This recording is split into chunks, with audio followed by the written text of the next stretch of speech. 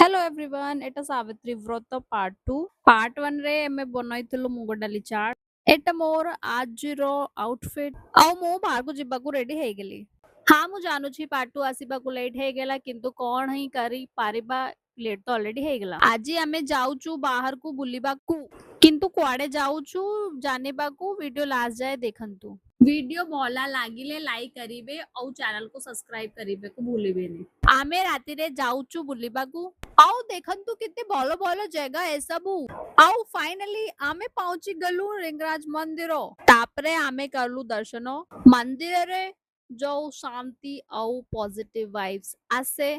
तोरो कथा ही अलगा तापरे आमे उठैलु किछि फटो तापरे आमे जाउचू पेट पूजा करेबाकू आमे पीलु लिंगराज लस्सी एटा ही आजिरो मोर डिनर काहे कि ना आजी तो कुछ खाई परिबेनी तापरे आमे घर को जिबाकू बाहरेलु घरे पहुंच की मते मिलेला सरप्राइज एटा मोरा आजिरो गिफ्ट किते क्यूट ना